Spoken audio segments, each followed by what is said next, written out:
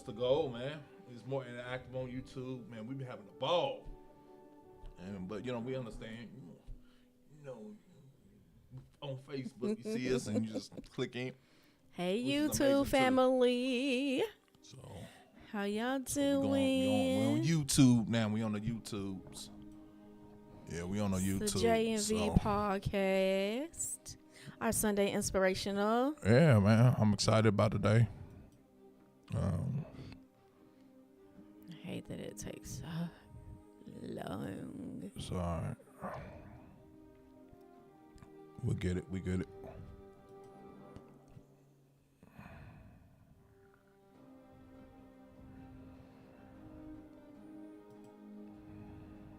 I hate it.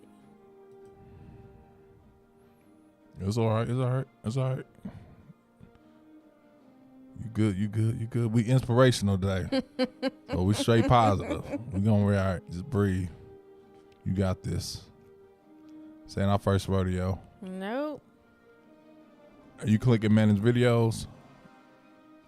No, I don't have to be. Oh, you don't have to do that? Okay, that's what's up. Yeah, I don't have to be behind the scenes for it to show up as. Oh, got it. As our, as us being live.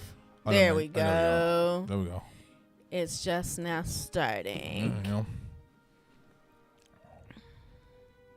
Oh, we already got somebody watching. Yeah. What's up? They ready. Yeah. They ready with us. Watching us be all positive. I hope you guys have had a wonderful week. How y'all doing? How are y'all doing this Sunday? Yeah. It's been a really productive Sunday for me today. How about you? Yeah. Very, very productive. Yeah. Blessed Sunday. Amazing Sunday. It's been a good Sunday. It's been delightful. It's been real delightful. And then it went away. There we go. I don't know why it's not. Sometimes it's like that. It's Facebook. It took a little while to. Yeah. Yeah. There we go. Our people are ready today. Our people are ready. Hey. Volume. Oh yeah, I always forget. There you go. It's the one thing I always forget. All right, guys. Do you want to put it on the big screen? Or are you good with that? It's up to you. I mean, I can. Yeah, if you want to be able to see it better. Now we real big. I know, right? Gigantic. My head real big. We might as well. All right. Okay. All right. Look at us. All right. Okay. We on the big screen. We cute. All right. Yeah. Most all definitely. Right. So anybody over here on Facebook, y'all come on, join us over here on YouTube. It's fun over here. It's the Best You Clinic 2025. The water's warm. Real It ain't too cold. You know what I mean? Stick your toe in it. It ain't we ain't gonna bite. It's all good over here. Yeah, because we're going to start playing interactive games, man, and you ain't going to want to miss all the all the action over here. Great action that we're going to have. It be stuff going down on Wednesdays. No, facts. Yeah. You're going to want to miss out. But I'm excited, man. I had a great Sunday. Man, God showed up at church. Really was just a blessing. Hey, Brian. Hey, Kelly. Hey, Brian. Hey, Kelly. Yeah, y'all in right away. We love it. We love it. So, we usually start with a prayer, but I want to kind of go through just kind of what God been dealing with me on, and then we'll pray. Okay. But I wanted to talk about, something I kind of dealt with at work is, my number's been kind of low, right? And so sometimes I take things personal. Just being transparent, I'll take things personal and feel like discouraged, right? Because, you want to give your best. You always want to go to the job, a relationship, wherever you're at, you want to give your best. And I'm like, man, my numbers are low. We have this contest where I'm getting picked last. So we do like a fun contest where teams kind of compete. Like I'm getting picked last. I felt like the kid that got picked last for sports. Like, okay, nobody want me on their team. And I've been kind of frustrated. I'm just like, man. And then, I sat down and I had a talk with my new mentor, and she was just like, we just talked, and she was like, dude, you're really good on the phone. Like, don't think that you're not good. And then it dawned on me, just because you have a bad moment doesn't mean you're not good. And sometimes it's easy for us to lose confidence in who we are, or we lose confidence on just knowing that we're good enough and that we're enough. And I want to encourage you, because I started thinking about that in every aspect of life. Like sometimes stuff happen that you don't plan. Like things happen and you feel like you could have been, went longer in college or completed this goal and longer in life. You know what I mean? And that's the thing. Like, sorry, y'all, this commercial's throwing me off. We playing music, but we ain't paying for the YouTube to play without the music. I'm like, oh, commercial going on, throwing me off. I'm like, okay. I'm trying to talk to the like, yes, this is the Mustang, Ford Mustang, the brilliance of the car. And I'm just like, what? And I'm talking, I'm like, I don't know. Let me stop it. But it's so funny. I was praying that the commercial wouldn't go. But yeah, it's like no matter what you're going through, no matter what it look like, realize that you're enough because God created you to be enough. Remind yourself who you are in spite of how you feel at a moment. Because sometimes, man, it's a bad moment. It doesn't mean you're bad. Yeah. Just because I mean, it's bigger than that, right? It's always bigger. It's always bigger than that. A lot of people get caught up just in that moment or just in, dang, I had a really bad week or a really rough week, this week. But it's still just, that day, that week, that moment, that hour, it's bigger than that. It's not. Don't live there. Yeah. Exactly. Yeah, don't live there. And that was that's the thing that can encourage y'all. So I'm jumping my bike. But yeah, Brian, so what we're gonna be talking about is why do men cheat? Yeah, asking all the questions. Why do men cheat? Why do women cheat? Why do we cheat? Why cheaters across the board. Like, why do people cheat? Maybe not even just in relationships, like people cheat on tests, people cheat in poker, people cheat, people be cheating. Yeah, people cheat in games. Cheat. Shoot, my daddy used to cheat playing games because he's so competitive. Yeah, so Sydney Icky, our YouTube is the Best You Clinic 2025. Also, because I posted the actual YouTube channel on my page. So if you just go there, yep. Yeah, if you go to my front page, you'll see it because I literally just posted it before we got and all you got to do is click on there, and it'll take you right to it. The YouTube. So if not, just search the Best You Clinic 2025. But if not, just click on the link that I posted on my page. Yeah. You can even put. I think you can even put in JMV podcast now, and it pulls us up on YouTube, baby. That's how good we getting over here. Yeah, that's dope. That's dope. Yeah. So join us over there. The water's warm. We promise. But exactly. So I just want to encourage you guys because it encouraged me, and my numbers literally I hit the highest production numbers I ever hit on the week that I was really discouraged, and that conversation earlier the week turned it around for me, and just realized that sometimes it's just perspective, right? You got to push through in spite of what's going on. So so let's go into the prayer because I really want to talk about all these questions we talking about today. Yeah, right. All these questions people be asking all the time. Questions. Yeah. All right. So, Father God, we just thank you for this day, Lord. We thank you for this moment. We thank you for this Inspirational Sunday, God. We pray that everybody listening will be blessed, motivated, encouraged. They'll learn something, will laugh, will talk, will break some information down. Hopefully people be inspired so they can take this into their lives, so they can help other people.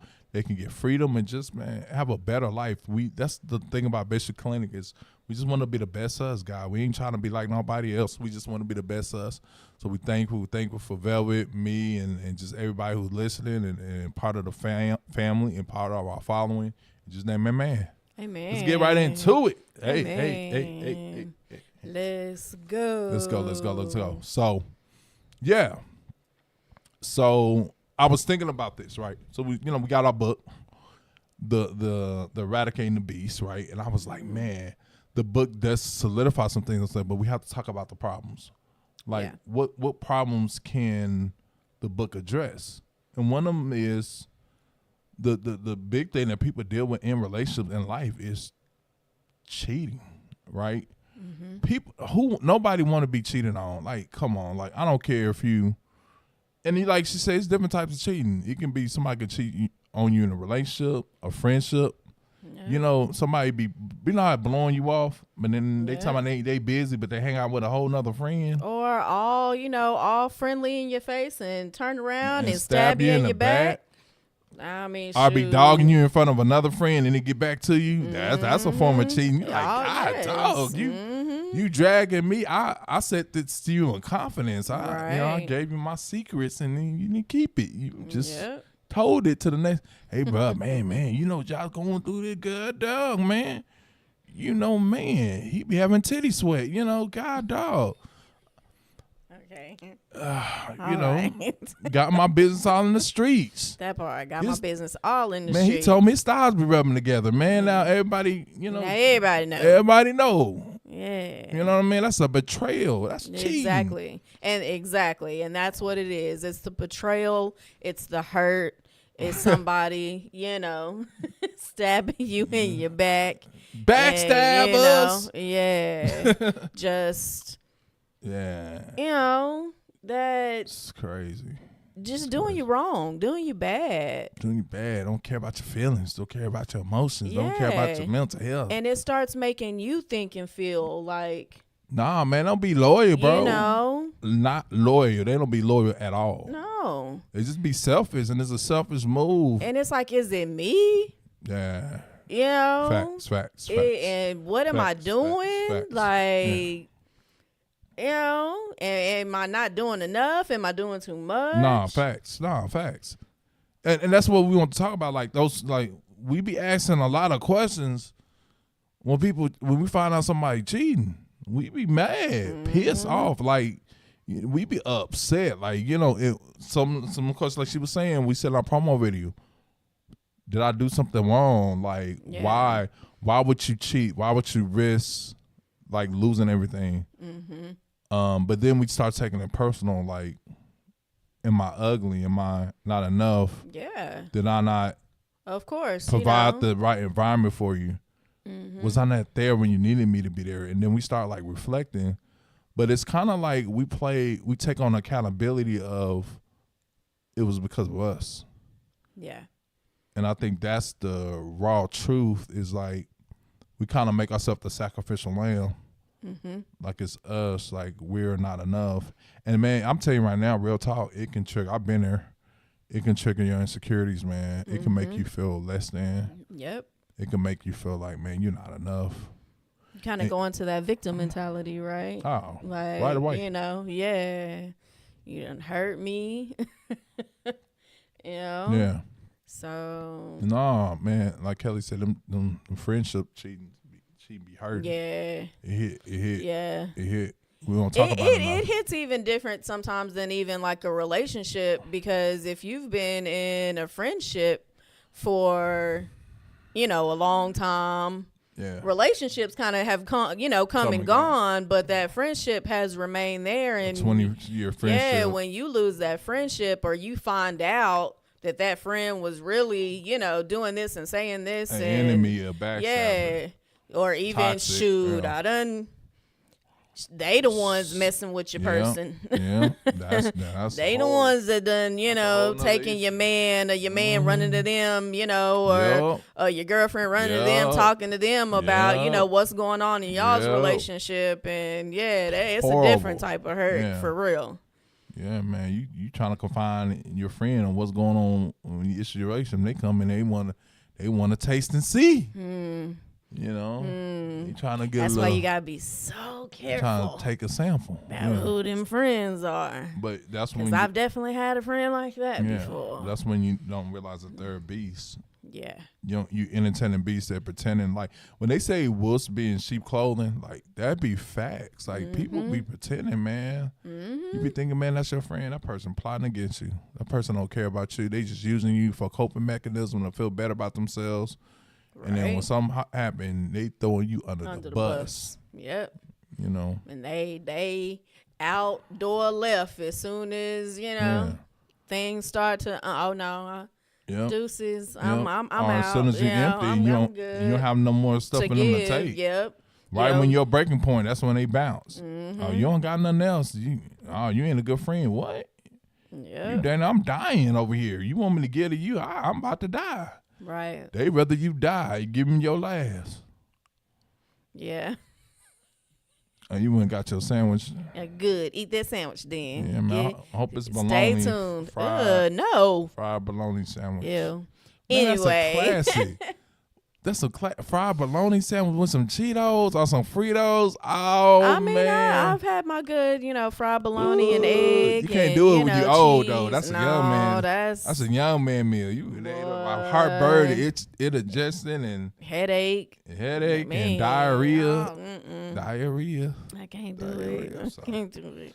Yes, man, that grease sit on your stomach. You can't do that when you get old. You better be eating a veggie sandwich. You know, man, real chicken. Better get a baked chicken and put some real chicken on it, so you can get away from all that process. But no, seriously, the friends, it'd be a lot. Like, and then you feel what's the word I want to say? Disappointed. You feel betrayed. Betrayed. Yeah. That's the word I was looking for. You feel betrayed, man, when a friend ain't friending no more. Yeah. And then the problem is, the thing about it hits so hard because they have access. They know information about you. Mm-hmm. They have access that other people don't have. And it's kind of like somebody that you were used to leaning on, right? Somebody that you were used to going to, being able to talk to, being able to vent to and divulge all this information that you can't let everybody else, you don't want to let everybody else know. Yep. Hey, Ashton, thank you for watching on Facebook. Y'all come to YouTube if y'all can. But, yeah, man, no, exactly. So that's what we're going to be talking about today is why do people cheat? But that's not the real question. That part. That's a question that you ask after they cheated and you hurt. And then you talk about why did you cheat on me? Why did you? All that surface stuff, right? It's all that. Oh man, it's real surface. It's surface level, but it's real surface.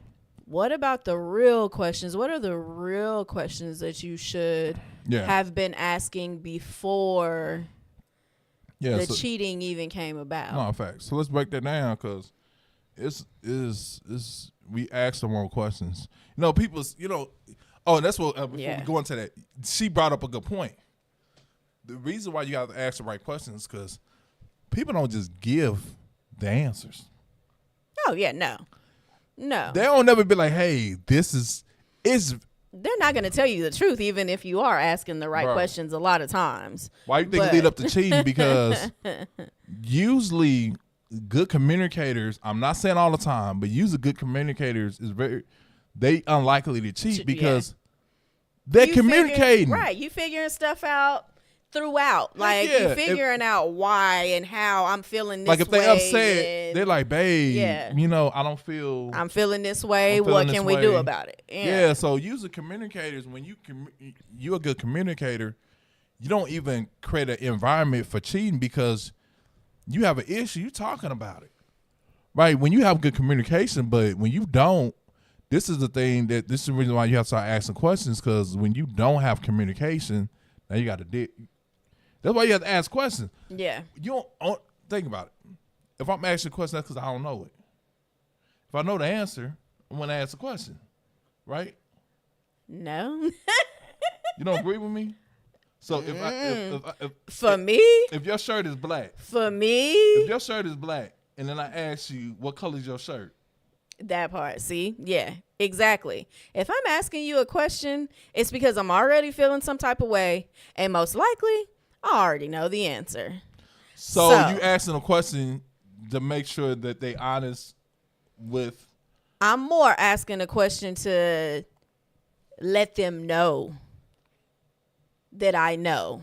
Let them know that I'm feeling this type of way. Let them know that I'm sensing this. I'm seeing this. I saw this, and now, and 9 times out of 10, like, I don't even say men it. And women. I don't even say it the first time. Like, when I start seeing things, because you're kind of moving a little different, you're acting a little funny. You wearing cologne to work now that you wasn't wearing before. Yeah. Now you weren't, like all the those little red flags. But what I'm saying, we always talking about red flags. But you asking those questions because That's what I'm saying. The point There's is, like, a reason. There's a Yes. reason. There is What a I'm saying reason. is if you had good communication in relationship and there was no reason for questions, like you don't have no issues, Right. You wouldn't be asking questions. Yeah. Yeah. We just be checking in and being on the same Yeah, page. it'd be like it'd be like that. It'd Yeah. be like a Yeah, but if I'm asking those types of questions, then we got some problems. Then yes. Yeah, that's and some- when I say some communication that's breakdown. that one where you say, I think we need to talk. Yeah, we need you to know, talk. and Yeah, immediately yeah. your heart kind of dropped like, oh Hey, man, shoot, I have a what? conversation with you. Yeah. You know, Pull your what's coattail, going brother, on? let's talk. Young lady, let's sit down and talk. Exactly. Yeah, and so that's the thing. When you see those red flags, we talked about it. Yeah. A lot of people don't ask questions. I know No. I haven't. I'll be honest with you. I'll be so involved. I'll be so excited that sometimes you see red flag and you be like, Yeah. oh well. But you Because don't want to see it. You don't want it to be Heck that. no. You know, You don't wanna see You it. don't want to have those hard conversations. You don't want to and then see you those be happy reactions. with certain things. Yeah. And there's certain things you like. So then the things you don't like, you try to weigh it out, but it ain't that big. Yeah. Is that thing? Until all those little things start piling up. Or I think people say it's cute. You know how it is. Yeah. Oh, he a little controlling. Oh, that's cute. It's just because he just He love me. I hear it all the time because he love me. He just. But why he ask you what time you get off and how and monitor how long it take you to get home? Oh, because he love me. He's just so excited to see me. And you say that, and then But let those phone calls keep going on for a year straight, and you ain't even got any wiggle room. You can't stop at the gas station and get gas. Yeah. You know, you can't stop at Walmart and pick you up something real quick without him calling and being, you was supposed to be home 5 minutes ago. Fussing Where at you you. at? Yeah, Walmart. You know? Come on, Walmart. Yeah, You'll you're not never going know. in and out, you know. Bruh, And it's it ain't just like- Walgreens. It's Walmart, not Walgreens, you know. It's totally different. I like what Brian said when people start dancing themselves. Exactly what I'm saying. And so usually, even if you have good communication, you'll start seeing a difference in the communication because, like Kelly said, telltale signs. Yeah. You know, those little telltale signs. And it starts off small. no, You facts, know, facts. it's little things. No, facts. But you notice, right? Yeah, like yeah. you notice, and especially for a woman, you know, Yeah. like They pick up on all patterns. yeah. But that's what I'm saying, like- all those little things, and then all of a sudden, you know, for a man, like you said, but that's the difference between Yeah, a woman. you know, a woman and a man. Like we pay attention to those little signs. It may take a little bit more for a man to really like see, Yeah. but by the time you're seeing them, No. it's no facts. probably way past time that conversation probably needs to be had. And that's the point. A lot of times people start asking questions when it already the sin or the offense already happened. Yeah. Oh yeah. Then it's like, oh, they're deep in the thick of it. Now you're asking questions. Now you're evaluating your relationship, and I think that the whole thing about the questions is the evaluation. Right. You know, like you had a job and you have your 3 month, your 6 month exactly. evaluation. But in some relationships, we don't just evaluate just because we've been in it for a little bit and let's do evaluation. We don't evaluate until something happens. Right. Until And somebody it hurt shouldn't our be feelings. like that. We think we ask questions, evaluate when somebody hurts us when something we see something. Well, what if you evaluate just because you That just part. all the time? Why aren't you checking in just because? Just making sure we're on the same page. And it's not you looking for problems. I think that's the thing too, because some people think people automatically get offended thinking, you're looking for something wrong. Or people do that. That's evaluation. Yeah. Like you know how somebody's been cheated on multiple times, and so they automatically start looking through a man's phone. Yeah. That's not evaluation That's not evaluation at all. That's a red flag. Yeah. Yeah, if you look That's through a red people's flag phone, that going you're on their not social healed media, yet. Yes. I just want you to know that's not what we're talking about. Yeah, no. Yeah, we're not talking No. about in the beginning, Yeah. right when you start dating. There's a black and white line there. Like, yeah. You start that's smelling his not- underwear and going through his clothes. I don't know what y'all be doing. I've been doing a lot of. I've heard a lot of stuff. Going through pockets, you know, like, yeah. That's not what we're talking about here. No, that's not what we're talking about. We're talking about having the hard conversations, sitting down with, you know, your best friend or your partner and really checking in, you know, kind of how like when we say, yeah, they do. When you walk in to work and, you know, it's like, how you doing? Oh, I'm good. How you doing? You know, it's so surface. It's so, you know, it's just cordial. You know, we're just speaking, right? Yeah. No, we're not talking about that. We're talking about, you know, not how you're doing, but how are you? Yeah. You know, how are you? How are we? You know, are you good? What is, you know, like just whatever. And it doesn't have to whatever point you are within your relationships, you know, Yeah. having that check in. Exactly. Check in, and it doesn't have to mean something's wrong. It just It's just like, hey, how you feeling? Hey, checking the temperature of your relationship and your connection. How you feel about everything? Are you okay? Yeah. Do you feel at peace? Do you feel a positive, positive way we're moving? How do you feel? And really just have that communication, because if she comes to me and say, hey, how do you feel about this, or how you feel right now? And I'm like, well, I'm okay, but I'm not okay. That part, yeah. Being honest, being intentional. Yeah. You know, being real, like really, you know, your partner should be a best friend. They should be that person that you're able to go to, you're able to open up with, you know, and you shouldn't be scared to have those hard conversations. You shouldn't be scared to check in with each other. You shouldn't be scared, you know, when he does ask you or she does ask you, how are you doing? You know, or what is wrong? Because maybe they see that something is, you kind of have had a chip on your shoulder, and maybe we haven't talked about it for the past, you know, few days because so much other stuff is going on. But when I do sit down with you and I am giving you my full attention and I am giving you my time, like, you deflect, tell, you don't open up. And so that's thing is, the time to. But I feel like say it. I feel like that's a telltale, right? So let's talk about it.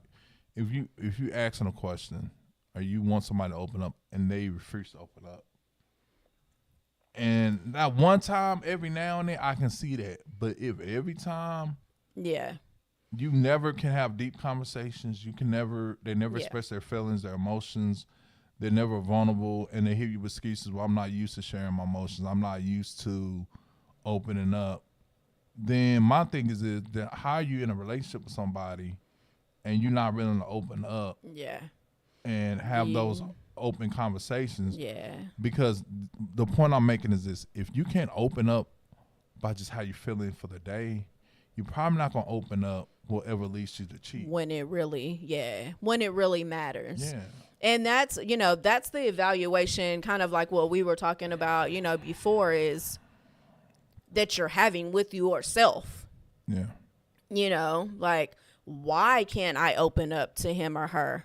Why? That's the question. You know, like, why am I having a hard time, you know, saying this? Why am I scared? Why am I afraid? Why am I telling my, you know, person at work, you know, my associate at work, about it, what's going on, but I can't tell her or him, you know, like, you know, like, those are the questions that you have to become real with yourself about. Yeah. Because the thing is that it's becoming a domino effect, and now you know that your partner is actually feeling some type of way. Because they're asking you questions.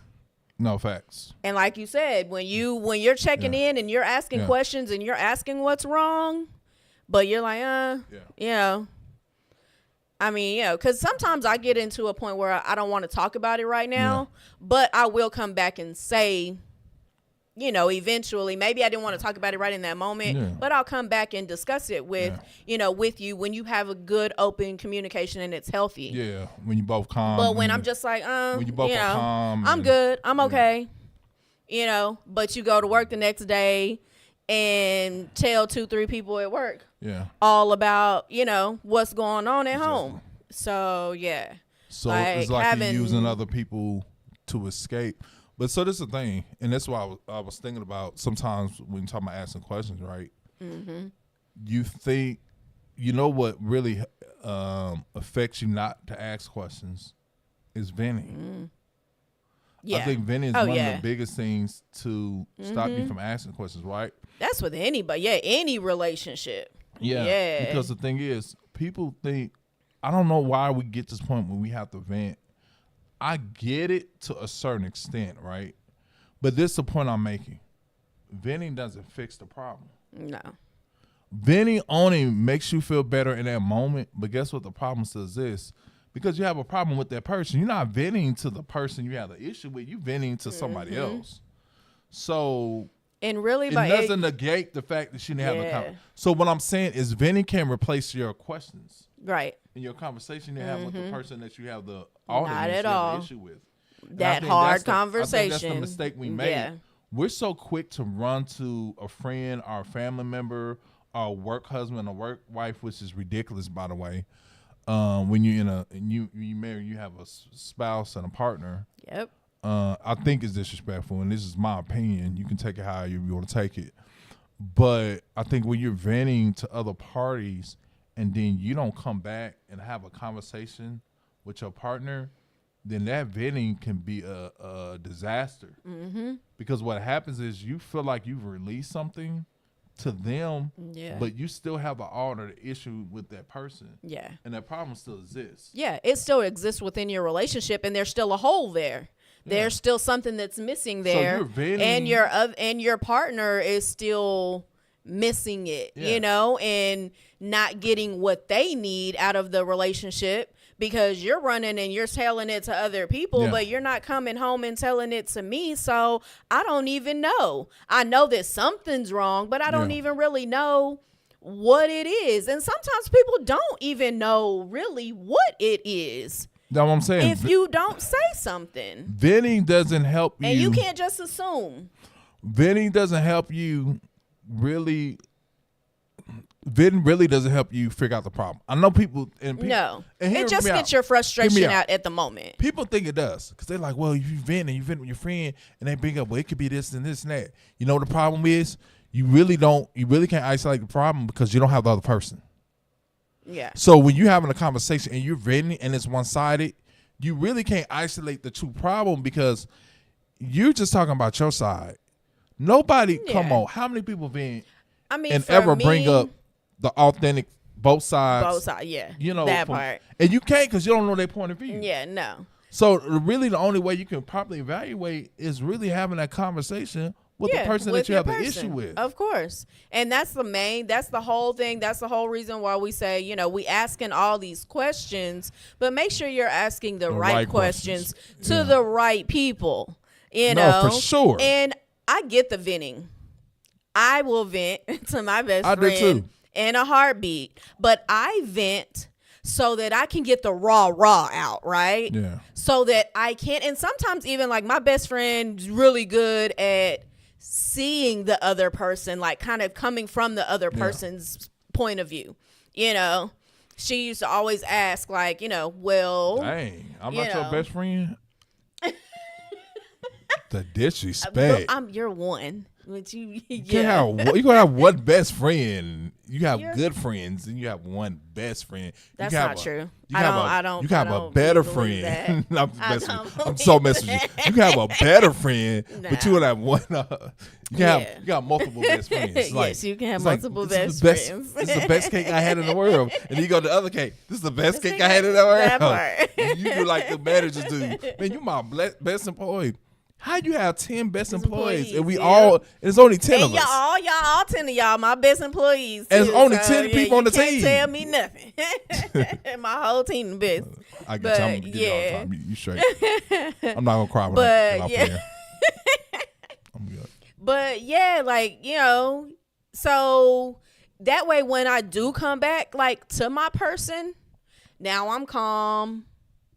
Now I've thought about things from, some different points of views because I done got all my rah-rah out because I was ready to go. But you can't have a constructive, healthy conversation with your person when you in rah-rah mode. No. Because they're not going to hear you. You start screaming, you start shouting, you start talking at a person, they immediately check out. They only going to hear Busta Rhymes. Rah, yeah, rah, rah, rah, rah, rah, rah. That's all they going to hear. Out. They ain't hearing DMX, Busta Rhymes. A word that you got to say. Nah, man, they ain't hearing that. You might as well just walk away nah, they hearing, right then. They hearing none of that. So, yeah, I use a friend to vent, and then I come back. But but I'm saying you still got, know, what I'm saying is it doesn't take the place of a conversation. No, it does not take the place of the hard conversation that you have to have. And properly evaluating your situation, whatever type of relationship it is, friendship, relationship, you have to have that real conversation. Yeah, because again, kind of like what we were saying, if you allow that venting to that other person to lead into even having even more emotional conversations that you're no longer having with your person, that's where that work wife or work husband and now starts. You can start emotionally cheating. They can open up doors. And that's what I'm saying. That become a breeding ground to cheat, to breeding ground to do other stuff. Yep. Because you're not, like, you're waiting till you sick and tired of being sick and tired. But if you have that conversation, and I understand what people say. A lot of people say, well, I tried to talk to him, I tried to talk to her, but they don't open up. Or they're not, they shut down on me. So wow. They got some good, they saying some good stuff over here. So Brian, the very first one I can actually read is some people think they never get caught cheating. Yeah. Oh, they'd be overly confident. You have to talk to your partner so that you can bond with them. Yeah. Yep. Okay, when people start distancing themselves, yes, women pay attention to more detail. Kelly, I think we really, I think we really have to be careful leading the conversation with "we need to talk" because it can send some people spiraling. No, facts. So you just kind of just go through with the subject at hand. I agree. I totally agree with that, because when you tell me, well, we need to talk, it does. It puts you in a whole different, I'm gonna be honest, it's really state petty. Of mind. It's really petty. Just say talk when you have time to talk. Yeah. As soon as you got time, come find me. As soon as you got time, if you don't have time to talk about it, don't bring it up. Yeah. And because then I had somebody did it to me, and I really thought it was something serious, and I'm up here going through a whole meltdown. Well, I mean, sometimes it be so much stuff going on, and it's like something that you really kind of want to get off your chest. Then I'm just, and again, this shouldn't be. I mean, it's kind of like with your person, it really shouldn't be. Like a dread thing, right? It should really be. Hey, that's babe, a whole nother issue. Because if it's dread, then of course you already got something's wrong, right? Like, but if you can't communicate, that you're and not, that that you haven't really been open in communicating. Yeah. But if most of the time, if my person is coming to me and say, hey, babe, like when you get some time, come find me. I'm finna start making some time because I want to know what's wrong with you. No, I want to know what what's going on. Yeah. I'm not even necessarily thinking it's me, honestly, at first. I'm just like, oh, hold on, I want to figure out what's going on with you. And that's how it should be, that's how healthy relationship should be. Like, I'm trying to figure out what's going on with you. Yeah. Whether it's me or not. Like, I want to know. Totally. Yeah. I know my cousin here on Facebook said discussing dislikes are like about your male. Oh, he pretty much said when male discuss this, like, it's hard because it leads to fussing. Yeah, so that's the thing. Say it again. He's pretty much saying when you share like your dislike, I think it was saying discussing dislikes are like about your mate. Oh, about your mate. It's hard because at least So sharing dislikes with your mate, like if you dislike something, can lead to fussing or leading to an argument. So let's talk about that because that does happen. I think the reason it why happens a lot, and that's why I think the reason why that happens, communication starts getting all messed up. I think the reason why it happens is people. Two things. I think the breakdown in like communication, like communicating this, like it's any type of communication. Yeah, it's actively listening. I think that's a big thing, and also a big thing is your tone and how you actually deliver it. Yeah, but people, because let me be honest with you, people like some people like they deliver it really nasty, like their tone or they real dry, and then they expect you to take it good, but you delivered it bad. You can't deliver it bad, expect me to take it good. You know what I mean? It's like you can't tell me, like you no, just word. It has to become from a loving space. It has to come from, I love you, but this is irritating the heck out of me, and and I don't want it to get any bigger because I do love you, and I want this to, like, it's, I mean, just when there's healthy conversation, like that's honestly when it's constantly like a fussing thing just because I have something to like tell you. You're not healed somewhere. Your person's not healed somewhere if it automatically goes into defense mode, if it automatically goes into what? You got, like, because it should not be that way. So it's twofold, right? And the reason why I say that is because it can be they're not healed, right? That can be definitely. Oh, yeah. They're not healed. It could be a past experience, right? Like a past relationship. Yeah. But it also could be they're scared is because that relationship, if every time they have brought it up before or every time they try to open up and a person attacks them, that can be a thing too. So if a person always attacks them, now they're defensive immediately because they already know, like, the past times I did share it was a disaster. That's how it, yeah.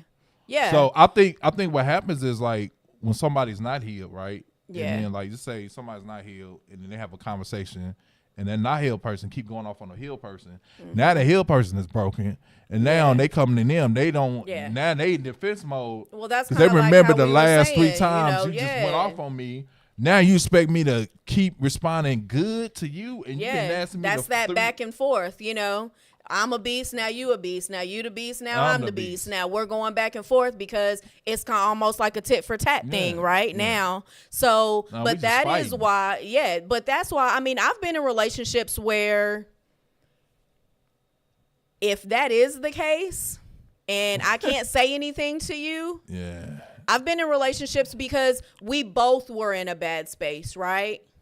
Okay. And it just kind of started escalating. And it was like, you know what? We can't keep doing this. We're about to wipe the slate clean.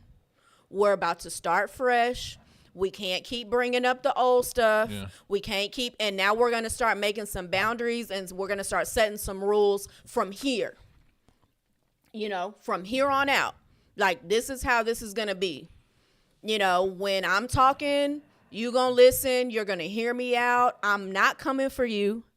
We're not in competition. I love you.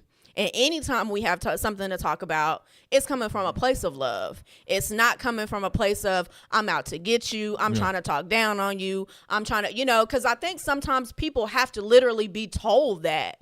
Like, because people really be thinking you coming for them. Yeah. And it's like, no, you my girl, you my dude. I'm not coming for you. But you know what it is? For me, I think sometimes I've made that mistake because of tone, because the person is frustrated, right? And so because they're frustrated because of the ordeal, I'm thinking I feel attacked, even if it's not, because not what they're saying is just like they might be frustrated because they're tired. They, it got to that same point. And they might not be trying to argue with me, but I already feel, and so I'm getting offensive, not just what they say, but just like the tone. And now we get in an argument based upon a misunderstanding because you might be responding that way out of pain or that you hurt, but then I'm taking it as you're attacking. Right. You know what I'm saying? And so a lot of times the emotions get misconstrued based upon I'm responding to your tone because of my experiences, Yeah. how I grew up, And that's the my whole trauma, reason. my Yeah, unhealed we've places. had experiences like that many and times that's where why it we can was talk more about responses out of Heck yeah. triggers, and traumas. Or similarities, or than, you feel like it's similar to Yeah, like how your to that, parent yeah. or how a certain situation. And it was like, hold on, wait, what? And then you have flashbacks, Yeah. and you'll respond based upon the because you get conditioned. Yeah. You know what I mean? Yeah. Like you can condition to think a certain way, and you think, okay, you saying this because you don't care for me, and you might be saying it because you do care for me. Yeah. But then I'll take it the opposite way because. But that's where we got better at communicating. Yeah. Was because you actually would. I would be like, hold on, you're taking this too far. That's not what I meant. That's not how I was saying it. And then you would kind of come back and be. Yeah. When you're good with your person, you're good with your partner, you're good with your friend, you reflect, right? And I realize when I've hurt feelings and I'm like, I didn't mean I'm not meaning it this way, that way, da-da-da-da. And then it's like, you will come back and be like, you know what? That's coming from here. That's actually coming, I felt this way because of this. It's those whole therapy questions, right? Yeah. They really work though. Like No, as many of us that don't want to do therapy and don't want to go through like life coaching and asking those types of questions and really reflecting, they really do work. When you actually figure out like, this is, I felt this way because of this. And you said this to me in this way, in this tone. Yeah. And it made me feel like I was being attacked. Yeah. It made me feel like you was coming for me. Yeah. So on the conversation, it's, hey, Brian leaving. Hey, bro, we thank you for joining in. We definitely see you Wednesday. Yeah, man, definitely got to take care of that. But yeah, we're gonna have some fun times on Wednesday. So take care. But yeah, I think too. Like, I think I did a talk about how people are used to giving commands instead of having conversations. I think when growing up, our parents told us stop doing this, stop doing this, stop doing this. I hate when people talk at me. Yeah. Yeah. And I think we learned that from like a kid. Our parents be like, sit down, shut up, get out the way, don't touch that stove, you gonna get burnt. It was always, but they never like usually explain stuff. Yeah. My parents didn't. Your parents the might why. Did. My parents didn't explain nothing to me. They just told me to shut up, sit down, be quiet, stay in the kid's place. Yeah. And so that's the communication that most people learn. Yeah. So they get in a relationship, do the same especially thing with our their generation. Woman. Sit down. Yeah. Shut especially up. our and you generation. telling your spouse that, your partner that that's not in so many ways. Yeah. It's the same that's thing. not communication. Yeah. So what happens is people get offended. So what I'm saying, that's how the fussing and the back and forth and the tit for tat start. So my thing is when like my cousin said, when you both are always fussing and having those things, y'all need to fix your communication style. Yep. Y'all got to be intentional and say, you know what? Every time we have a deep conversation, we fuss. Every time even one of us say, I have an issue or I need something or need you to improve on this, we have this, we yelling and cussing each other out. Then your communication style is horrible. Yeah. So what you need to do, you need to be intentional and say, we need to change how we communicate. Yeah. Exactly. One another. That's just like I be said, intentional. We're wiping the slate clean. Know that I love you. Yeah. Know that I'm not competing with you. Know that I'm not coming for you. And when we want to talk, we talk. First off, you have to give people space because sometimes people do need space. Yeah, that jumping in is crazy. You need to go vent. You need to go cool off. You need to, see it from, a different perspective or get all your thoughts aligned so that when you do come to the conversation, you're coming productive, you're coming constructive, and it's coming from a place of love. It's not coming from a place of, I'm right, you wrong, and that's that, type of thing. And don't talk at people. I think so. I hate being talked at. I think prime example, if we have an issue, a lot of what people do in a lot of these therapy groups, right? You have a ball, you hold something. The only person that talks is if they have it, And I think the thing is, like, when you talk, you say, okay, you're offending me. Tell people how it makes you feel. Yeah. Stop talking like you God and this how they are. This is how you are. You always, no, you can't do that. Just say how it makes you feel. Well, when you say this is how it makes me feel. Yep. And when you do this is how it makes me feel. You can speak about your feelings. You can't tell somebody, well, this is how you always is. You don't know that. Yeah. You always mean to me. You always doing this. Those statements would get people upset. Yep. So what you do is say, hey, when this happened, this is how you make me feel. This is how I feel. And then the person can't, and then don't dismiss their feelings. Oh, that ain't how you feel.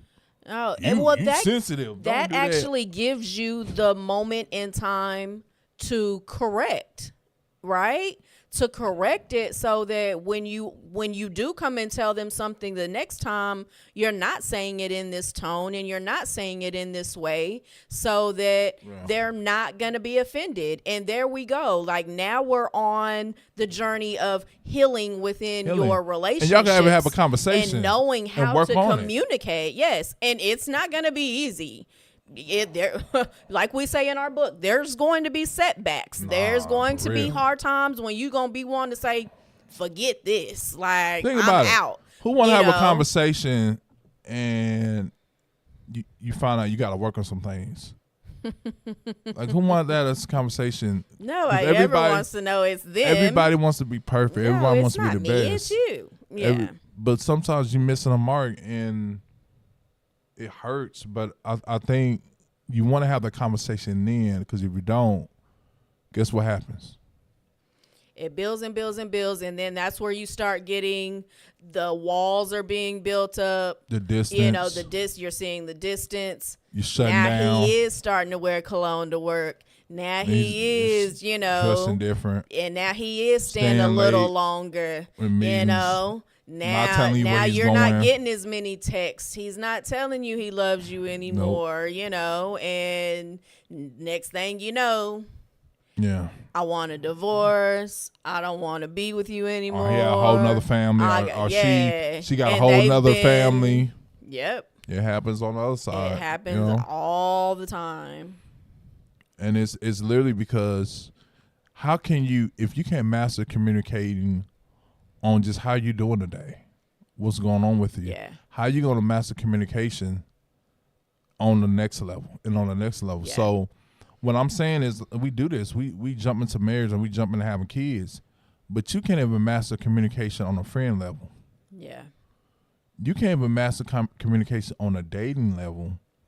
But now you in situations where you conversate on a marriage level or a person having a baby with. It's even, but you can't even. Those are life changing. Yeah, but you can't communicate even on a friend level.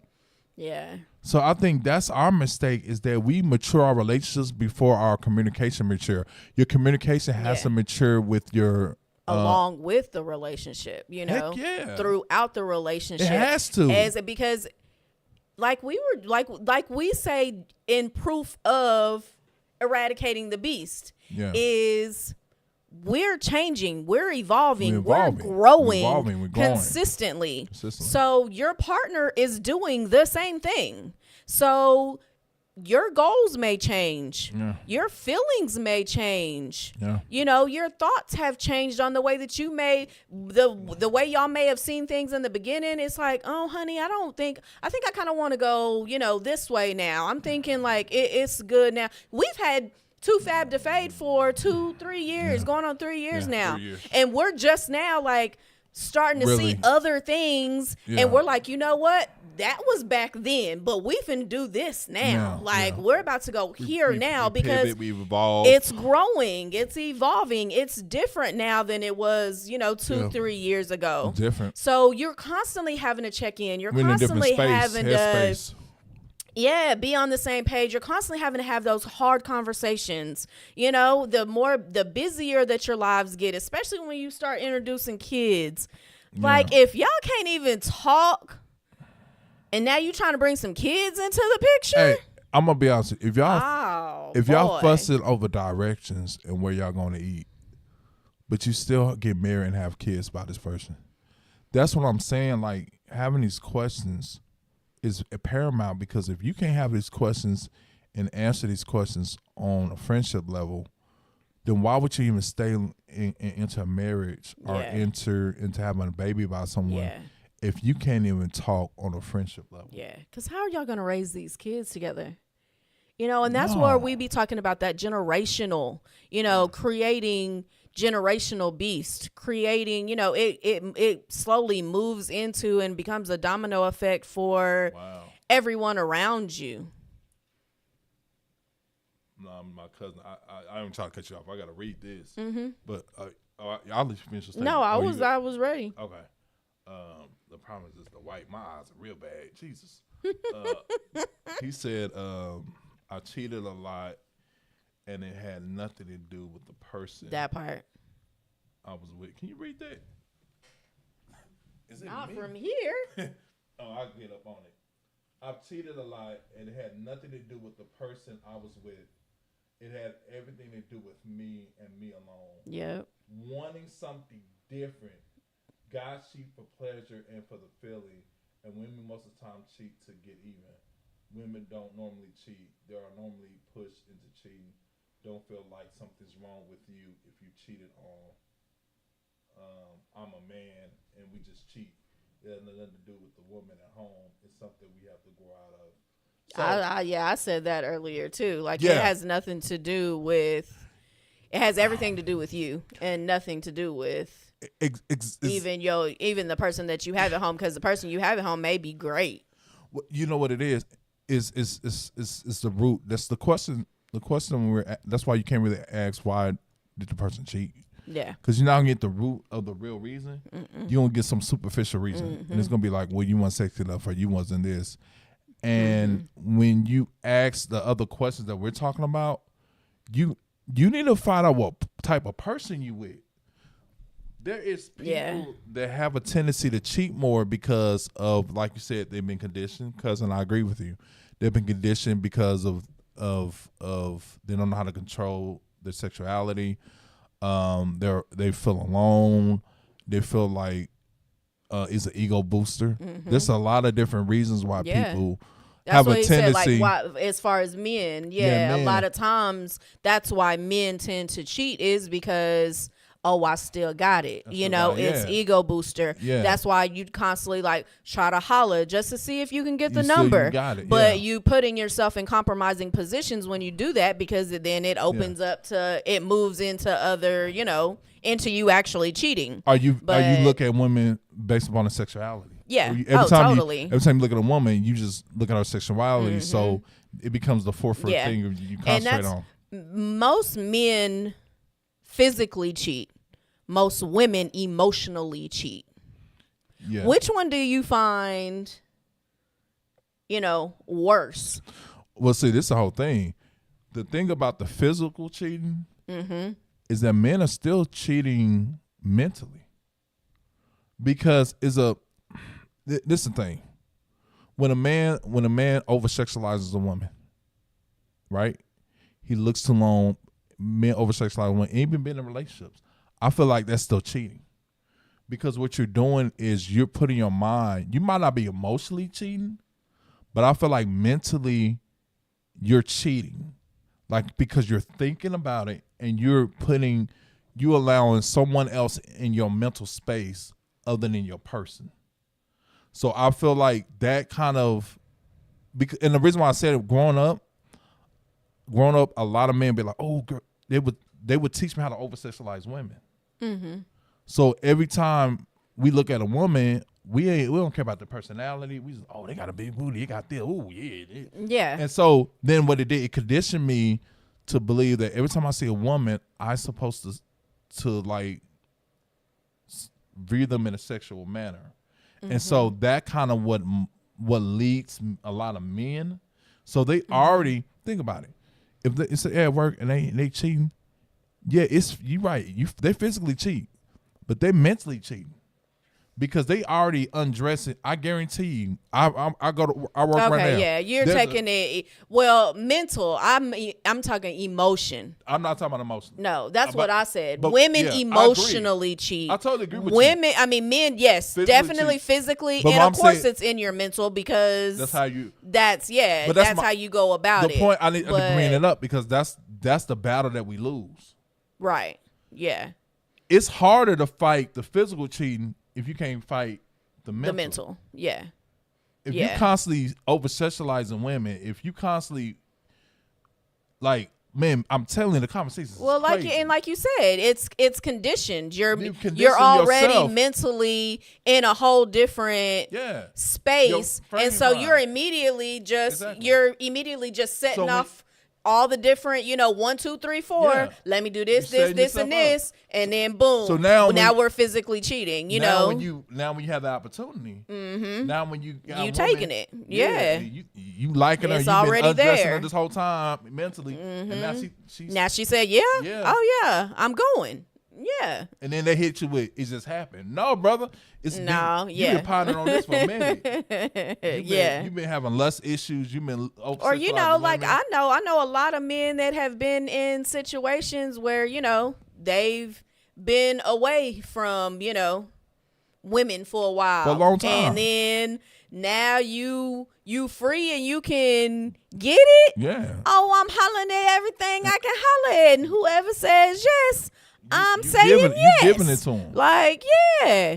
But I know for a woman, we more emotionally, we're Oh, no, I totally agree. emotional, like Totally agree. cheaters. Totally agree. Because for us, a lot of times, us older ladies, I want some of those young girls. don't pick They'll up the young go. ones. They'll Yeah, the go young with ones, you hang when with the men. you smell good, you look good. You gotta give us a little up. game because we may not be feeling totally good about ourselves in that moment, but you're giving us the conversation and the action. Okay, yeah, we'll fall. But a lot of times, if we're in somewhat like we got one foot in the relationship and we Yeah. got one foot out, we're more emotional cheating. Oh, And yeah, if you're facts. going to actually give me the time of day that my partner's not giving me, Yeah. and you're actually giving me space to talk Yep. where my partner was not letting me talk Yeah. or not listening to Oh, me, or just not giving me the time. Now you're taking me on dates. You're giving me flowers. You're buying me dinner. Like, you're giving me time. Like, that's what's going to make my clothes come off before you just... You smell good, you look good, you give me a little bit of game, and some here I money. go. So it's like more of Pay the a bill, conversation yeah. and like the lead up, Yeah. of the emotion, because you're giving me what I need emotionally that now I'm gonna, physically cheat. But I think that's the thing. Like, we get led. The lead up is different, Yeah. but it still has It the same still results. ends up same thing. And the whole thing about it is like the idea of is better, right? And it could be, it can't, and then sometimes it's not. The risk is that, and this is what I was thinking about when we was talking about this talk. Is like a lot of times we cheat, and so we take it's an investment. Anytime you do anything with your time.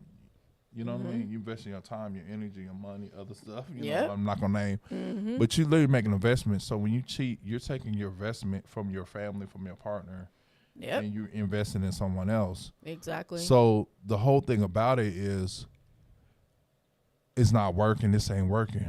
But what if it's because you keep diversifying your investments? That part.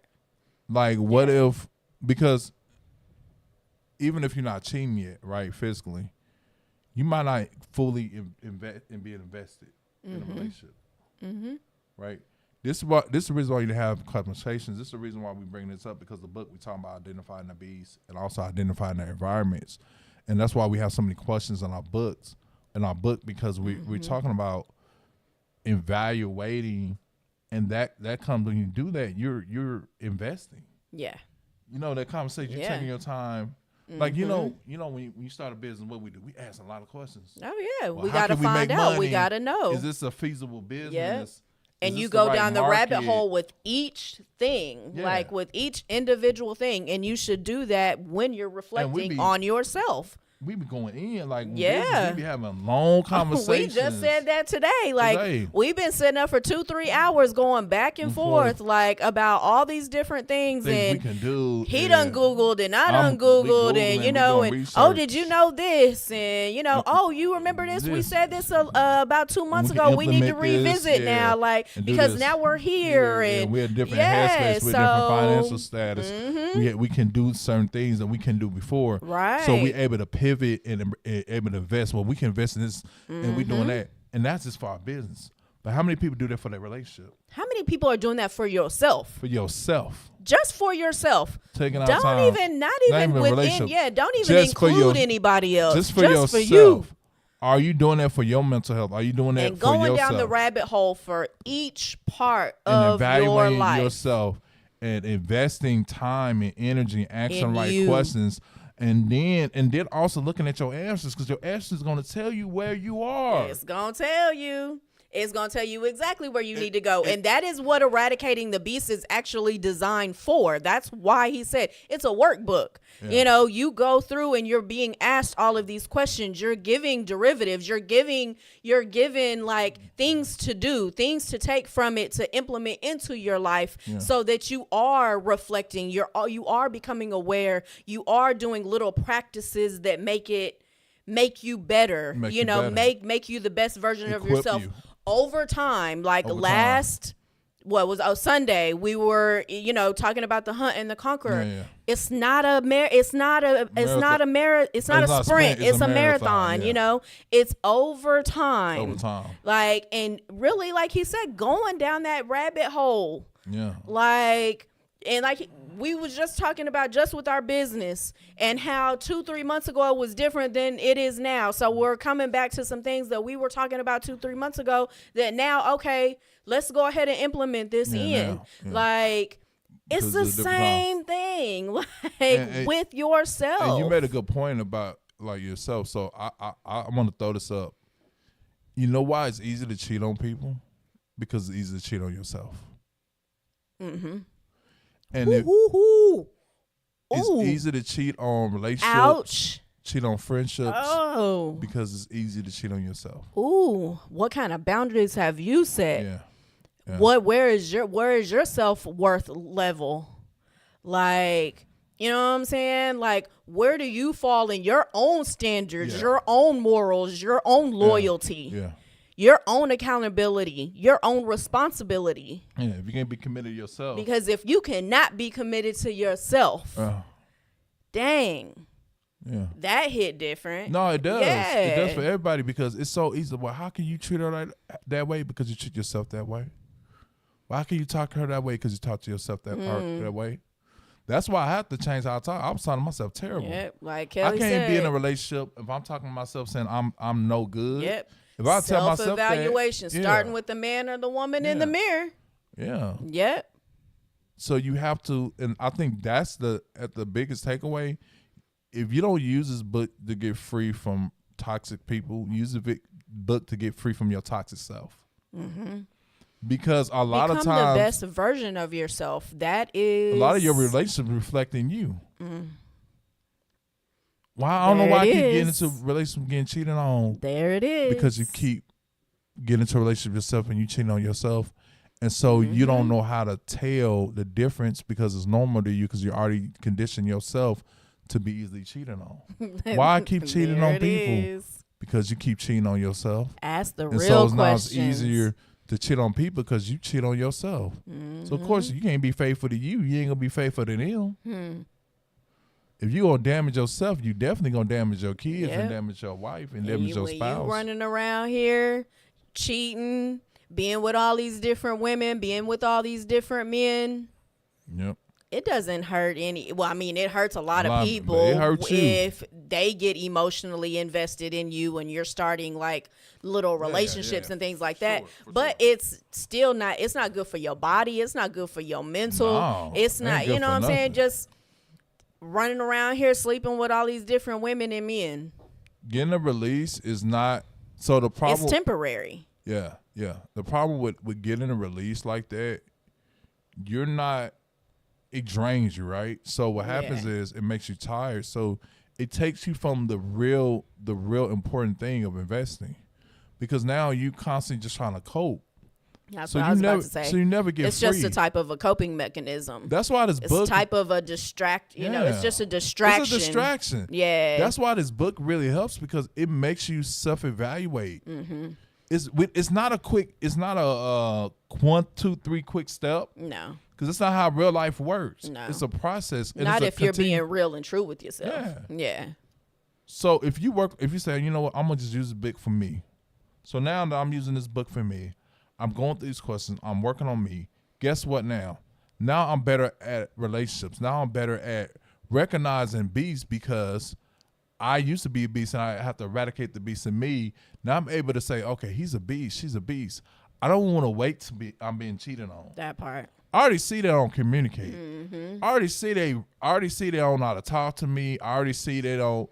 Man, we just talking for 2 days and they don't even want to communicate. I'm out. I'm not even staying, bro. I'm not staying until you have 3 different dudes on the side. I need to be with at least somebody that's working on being healed. And I love what you said right there, Kelly. Ooh, when you cheat yourself and not treat yourself. I like that little saying. I think I might put that on a shirt or something. When you cheat yourself and not treat yourself. Yeah. Yes. Like, that is so big. No, facts. I think my cousin was saying, I wish he was over here. I know. He was supposed to come to YouTube. I don't think he can find his way over. But he was asking me about it earlier. But he said when men approach women, we approach with a purpose. And it's for sex. Mm-hmm.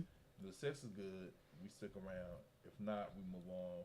Think about Solomon. Yeah, he had 1,000 wives, which means he was never satisfied. In life, we have learned to not be disciplined on everything we do, and we have to learn to be disciplined on everything we do, and be mindful of people feeling. Yeah. So intentional. So that's a whole nother issue, and I definitely want to touch on it. Very good point. Men have not mastered their sexuality, because men, sex is not really about sex. It's more about power, control and power. Yeah. Control and power. Mm-hmm. Men like to chase, and men like to feel powerful. So they're going to entertain anything that strokes their ego. Yeah. Right? Because that's the reason. This is the reason why you have these questions that people always ask me. How could they cheat on her, and the girl they cheated on was uglier than their wife, or don't look as good? And then because, you know why? Because she stroked his ego. Yep. She gave him something within that moment, or whatever, and it might not be her body parts. Yeah, it might, you know what I mean. It was how she made him feel in the moment. Made him feel, stroking his ego, making him feel like he's the number and one important thing. Mm-hmm. And because of that, she unlocked something. Because everybody have their little thing. Mm-hmm. It's like the little toys that you have to pull. Everybody have that little string. Yeah. When you find a little point where you can pull, you got them. Mm-hmm. And the problem with men is men have so much value on sex that it literally, they suffer in other areas because they master the physical. Mm-hmm. They suffer mentally. They're broken emotionally. And that's the same way for women that see their bodies that way, that have been, they're broken mentally, and they feel like, as long as I can, sex you down good, I got you. I'm in, and I'm good. And they perfect it, and they put so much value in it. But guess what? They don't put value in their mental health. Yeah. So how's your sexual health better than your mental health? How's your sex game better than your mental game? How you have better sex and you have terrible conversation? Yeah. Yep. How you able to sex somebody but you can't build up your man? Yeah. How you able to sex a woman but you can't build her up? Mm-hmm. You can sex her but you can't support her. Yep. That's what I'm saying. We value the wrong things. Yeah. And we've actually been so conditioned in that way. Yes. Yeah. We've been so conditioned in that way. Men and women. Both. Both. Men and women. Yeah. Like even more so, like this past like little generation, they're straight sugar babies and gold diggers. Yeah. That's all I gotta do is look cute and give you some, and you gonna take care of me. And it's just like, where? And they both coping. And they both never get free. Exactly. They're not getting free. They're not dealing with the root. Nope. Because both of them have issues that they're not dealing with. And she still got all these different men and all these different women that she's trying to get attention from, and he's doing the same thing. And they just using whatever they feel like has value. Yep. So he used the money, she's her sexuality. Yep. And wherever you go, like, she gives me, kind of like that one song says, if you want to fuss and fight, I can go over here to Tina because Tina gonna cook and clean and make a nice home for me. And over here, I'm gonna get sex down and I'm gonna be good over here. And then, I'm gonna run back over here because you got my kids and da-da-da-da. Like, you got 3 different people you running around to because this person gives you this person gives you this, and this person gives you this. Yeah. Exactly. Kelly's dropping chills. I know. I don't know where you Is that Becky with the good hair? Becky with the good hair, right? Come from? A good stroke game. Can't fulfill being mentally and emotionally available. Yeah. Exactly. And that's the thing. Like, people are miserable. Like, look at the rate of domestic violence. Look at the rate of just abuse in relationships, and just you hear it. You can't watch shows like Snap. I had an associate that was like that, and I used to ask him. She used to come to work and literally be like, "Do you have makeup?" She's trying to cover up bruises. She's trying to not walk in a certain way because she got beat up last night, and I'm like, why do you stay? Oh, his sex game is good. Yep. He do it. He do it right. I'm like, is that all it's based off of? But you getting your behind beat. Yeah. Like, mental is all messed up for both of them. And you literally trying to tame a beast.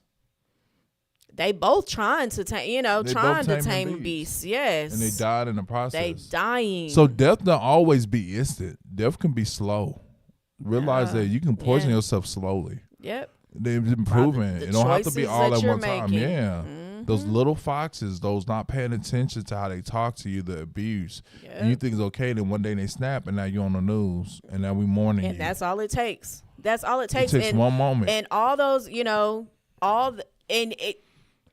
especially like when you're being physically abused. Oh, yeah. Accidents, and especially like when it's over time, like all it takes is for him or her to hit you in that way just one more time and it's enough. Yep. For you to accidentally hit the corner of something and that was it. And that's it. And it's just like, oh my God, but I didn't even mean to do that. Yep. But really, it's all been in the lead up to that, you set up that environment for that to happen. Yes. That's what I'm saying. So you still have to take responsibility because you set that environment up. Yep. And that's the whole thing. And you stayed in it. That's the whole thing about the reason why people cheat is because they've been conditioned and they set up an environment for cheating to happen. Yeah. And one thing before we end, I want to talk about was what is the environment that people are in is an environment that's in the shadows and hide. Think about most people when they cheat, they hide. So think about it. Who cheats in front of their spouse, in front of their partner, whoever they cheating against? Nobody do it because then they're going to get caught. Well, it's not called cheating at that point. If you're doing it. That's my point. Yeah, because, some people have their own thing. Some people are in open relationships, poly relationships. And they spouse choose there with them in the room. But that's because they had the open, healthy conversation. And everybody is okay and consenting. Exactly. But when you're cheating and you're hiding. Because that's what you do when you cheat, you hide. So my thing is this. Before the cheating happens, that person's already hiding. Mm-hmm. Yeah, they've already been hiding. They've been hiding in conversation. They've been hiding in the relationship. They've been running from you consistently. They've been avoiding you. Yeah, there you go. They haven't been having emotion. So they've been hiding already. Yeah. So if they already been hiding on other stuff, cheating is like, it's just the next thing. Yeah. It's another thing that I'm hiding. Yeah. I'm already hiding other things. I'm already not communicating. As I said, don't wait till the abuse happen and the cheating happen. If you see they already hiding themselves, they're not opening up. You keep having conversations. And the action is not changing. Yeah. And it's time to ultimatum. It's an ultimatum. Do I stay? Do I go? Yeah. You know, should I stay? Should I go? Are we staying in this or are we not? Because what you giving me ain't what I'm wanting or what I want to give you, or, you know, it's not what I'm accepting. I'm no longer accepting this, you know, in my environment, in this relationship. So, you know, we doing it. We gonna go to therapy. We're gonna start talking. We're gonna, you know, only two or things. are you already cheating? Yeah. You know, like if I already feel like you're already cheating, I'm already out. So this is the thing. There's two things that can happen, right? A beast, somebody toxic, can become better if they're actively working on it and they're growing. Yeah. Right. So this book can actually help a beast Yes. get better. And make sure you're seeing the action. But if they're not growing and they're not doing the work, then you need to eradicate that beast. Yeah. Period. Because you living with a beast ain't going to work. Yeah. Because the beast will always end up destroying you in the long run. If it doesn't destroy you as a prey, you're going to end up becoming a beast yourself. Yep. And that's a whole. And that's thing. all y'all are doing. Y'all just being beasts with each other. Ooh, and two villains just blowing everything up. Victim and villain just back and forth, and forth. I've seen it. Yeah. Couple just they both trying to kill each Tit other, for tat, all fighting the each time. other physically, beating each other, talking down to each other. Y'all both the beasts. Yep. Y'all can have all that. I can't live like that. I can't. Mm-mm. Nope. Yep. I love my life too much. Yeah. I love my life too much. I love peace too much. That's what I'm about to say. I love my peace too much. Oh, man. Yeah, I don't want my home full of drama. Every day? I can't do it. Every conversation, that's we can't. So draining. Bruh. That At your is house. so draining. The place you're supposed to feel safe at, you constantly. And that's why you be ready to run to work. You be ready to run to school. And that's why you run into your cheater arms. Yep, your associates. Your work husbands and work wives, because you go home and y'all fussing the whole time. Oh, my God. Yeah. Hey, man, the food ain't right, man. The chicken wasn't cooked right. Oh, dang. You cook peas. You know I don't like peas. I mean, y'all be fussing about what the is it gonna be stuff. today? Yes. You know I don't like the carpenter freshener. I want the baby powder. You making it smell like Old Spice. I want an Old Spice carpet powder. What? Bro, what are you talking about? You don't like that channel. Just off of those little bitty, but that's how you know it ain't. It's already been past like having really good constructive, like, you know, conversations, because you shouldn't even be that petty anymore. And you fussing in public about stupid stuff. We start fussing in front of like people and don't care and don't code switch and don't try to be like, you know how you have a problem, they be like, hey, we'll talk about it later. But you fussing in front of people openly, man, y'all, you doing that in front of people. I can't imagine what you're doing behind a closed door. Yeah, I'm out. I can't do it. There's nothing. There's nothing to talk about. Not when you get to embarrassing me in front of. Yeah, that's destructive behavior, man. That's dangerous. Are you fighting in a car? I did that when young. You be screaming and yelling, people jumping out in the middle of traffic. Toxic. Yo, snapping your keys in your ignition. Like, what are we doing? Oh my gosh. Yeah, no. Man, it's crazy stuff. Yeah, like Kelly said, Mr. and Mrs. Smith type of marriage. I'd rather be by myself. You know what I'm saying? Yes.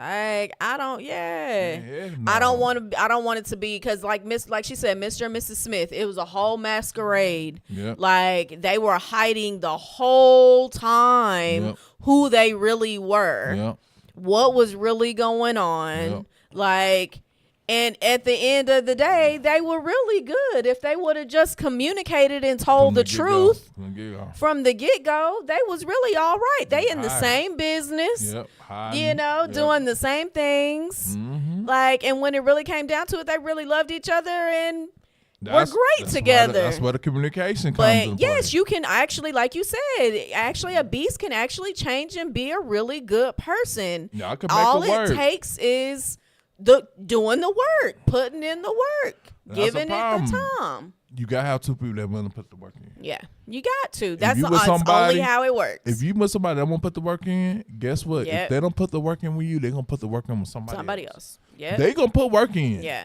they're just not doing. I'm telling you, and that just means that they're not your person. They're not your person. Yeah, they're not your person if they don't want to put the work in with you, Just and that move is around. totally fine, because your person is out there somewhere. Yeah.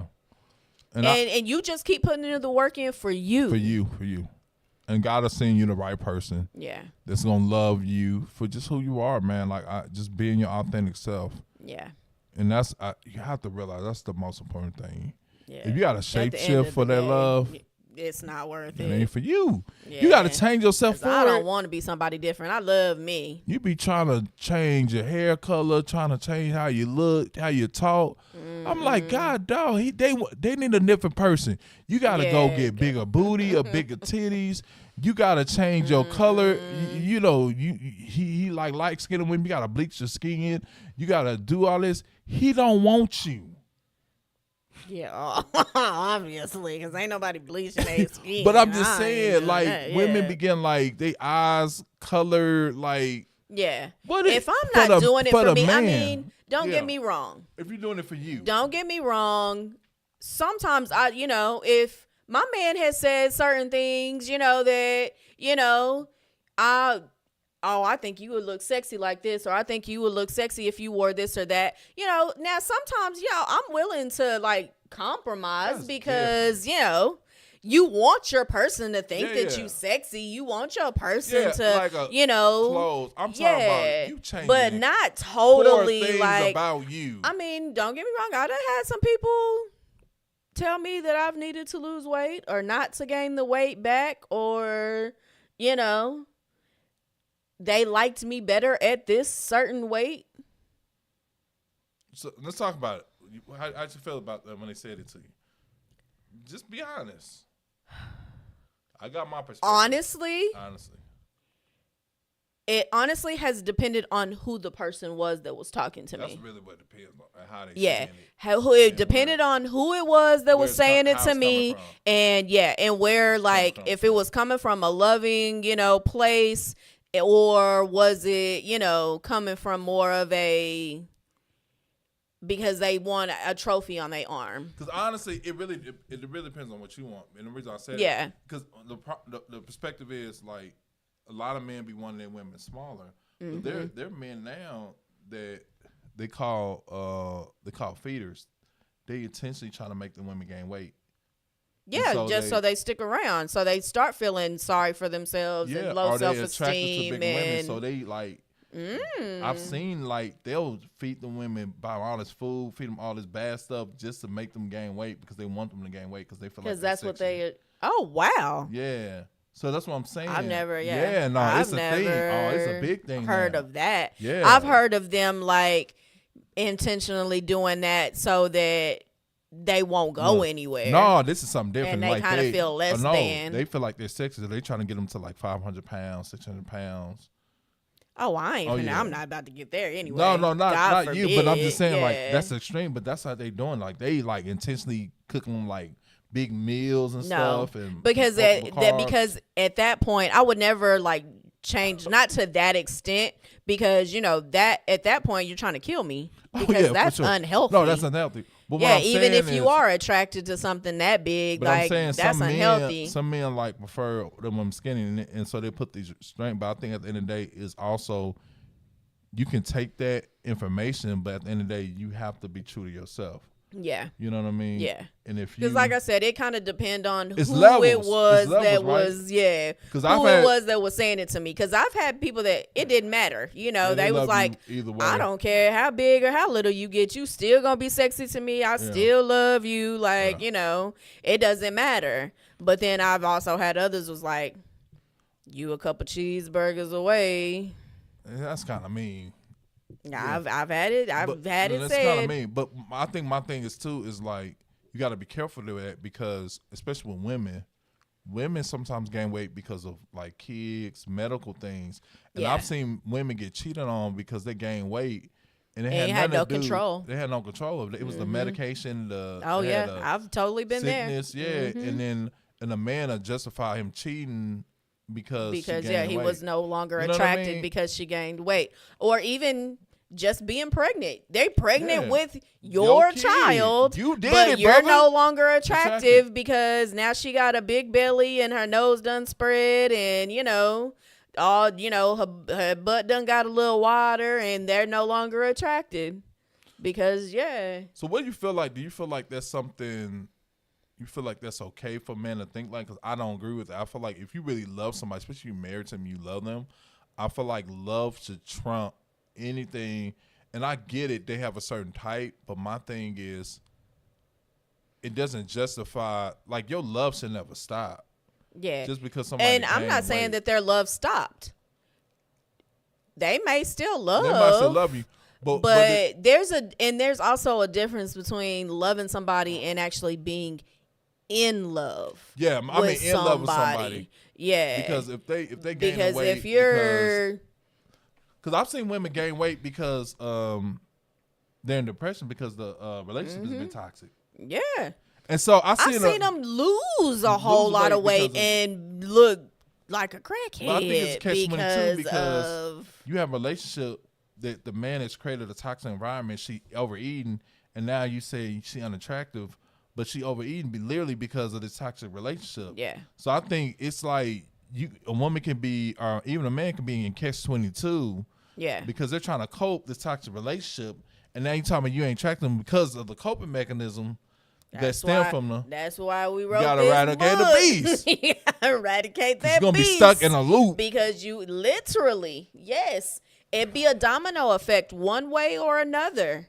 Like, and that's the whole reason why we wrote the book. Because it's a beast. Because if you get into that point where you're so depressed that now you're overeating and now you're gaining all of this weight because you feel bad about yourself. Where is it leading to? What did we just say? Killing yourself. Reflection. Yeah. Boundaries. Self-love. Self-respect. Self-care. Like, that's what the workbook is all about. It all lands back on you. You have to start taking accountability. You have to start taking responsibility for you. You know? And if this relationship is no longer benefiting and feeding you and pouring into your cup, well, it's time to go. I think that's the thing. I think that's the thing when we was talking about like the whole thing about the weight thing and attractiveness. I think it comes down to if you living and being true to yourself. Yep. And doing a process of evaluation. If you it really in love with somebody, right? Like if y'all really have a good relationship, I think that's what matters. Yeah. Oh yeah. Yes. Honestly, at the end of the day, if somebody say, you know, hey man, you know, you getting a little too big, and we have a great relationship and we in love, I would take it different than somebody that I'm like, we already have a corporate relationship. Yeah, I'm gonna take it way different. That's the reason I said it all depended on who said what they said to me when they said it. Yes, and if it was out of love or if it was out of, there's certain ways you can do it, right? Yeah, like your mate be like, hey babe, let's go to the gym. Let's work out together. That part. Yep. Let's get some outfits and you know. Yep. Because we getting ready to go on vacation. We getting ready to go on this cruise. I want us to look good. I want us to feel good. I noticed that, you know, you're not really feeling good. You're not having any energy anymore. You're not, you know, it's so many different ways that you can that you can actually put it. Or even just like you just said, like when it's coming from a certain person is like, babe, you know, I'm starting to kind of worry about your health. Like you're, you know, you got a lot of little pounds there, and I'm not trying to lose you. You know, like you know, things like that. But you think too, sometimes when you have that connection and communication, you might even have to have those conversations. It might be a thing like, hey babe, especially when you always doing stuff together. Hey babe. Yeah. Yeah. Because, you know, a lot of times. It's as simple as let's start changing our diet. Let's start working out. But a lot of partners, they eat together. They do stuff together anyway. And you just be like, hey, babe, you know, I'm going on this thing. I want you to, you know, hey, can you start making this? Let's do it. We're going to support it. Yeah. And then we just be like, hey, let's do it. And it's kind of like, it just becomes a whole lifestyle switch for the whole family. Yeah. Instead of like, because I feel like if you're doing a lifestyle switch and then you leaving a person behind, that to me, that's you're no longer you're no longer a team in that moment. Y'all must be one anyway. So ain't y'all eating dinner together? Ain't y'all going out together? So you, I mean, I only kind of I see that and you're not going to the gym. Yeah, because I've even seen like, you know, these women that be with these sports, you know, and they have to be conditioned in a certain way, especially when it's getting time, like football players, basketball players, you start seeing their wives doing the same thing.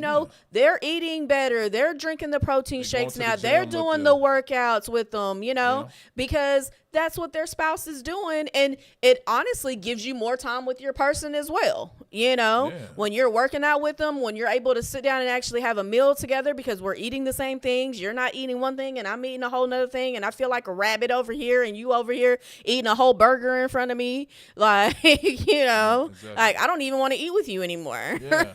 That's what I'm saying. But that's a bigger thing. Like people when they in a relationship when they doing stuff completely separate. Yeah. But then y'all talking about y'all one, but how? Yeah, exactly. Y'all going to different churches. Y'all not going to the gym. One go to the gym, the other one not. Y'all eating two different types of food. Y'all living two different lives at that point. Yeah. And that's hard. That's kind of hard to. You got to make something work, and that's kind of how I was saying. Compromise. Yeah. And if it does get that way, and you're making sure that you're making time, even if it has to be scheduled in, even if it has to be, I was scrolling earlier on Instagram and Nick Jonas and his wife. Oh, yeah. And she was commending him because all the time that they've been together, they're Indian and it's something right now, mitzvah or something like that's going on right now. And it's a cultural thing, but she said, out of everything that he's been doing all these years, like he's right in the middle of like touring and being on The Voice and different things like that. He never misses that. He came home for her just for that. He made sure, ever since they've been together that he is always there for that whole week with her for that, and does all these little things. Not intentional. Making sure she has. You can't set no tour dates for that very time. Very intentional. You got to make sure making sure you're nothing. at home. Yep. Your contract, you got to make sure you let them know you can't. Yeah. Yep. Got all her dresses together. His mom came over making her favorite meals from her country, and she was just like, thank you and thank you for being intentional with me, over these years, and you haven't missed a year yet, and I can't be any more thankful and grateful for that. Yeah, when you have that type of relationship, then you can have hard conversations like weight and eating and other things because you have that type. You have a great foundation. Yeah. So when you don't, then your foundation is messed up. Yeah. And you know how hard it's not impossible, but you know how dirty it takes to have to fix a foundation of a home? It's not impossible, but it's not impossible, but you have to be very intentional to putting in the work. Yeah. It's very dirty. You have to choose. You gotta face. You have to choose it every single day, no matter what. Like I'm choosing you every single day. I'm choosing us every single day. I'm choosing to put in the work and work on this foundation every single day, no matter what. Yeah, that's why I think some people with a house. You go with a house analogy. Some people rather not even. They'll walk away from it because the investment is so great. Yeah, and it would take so much.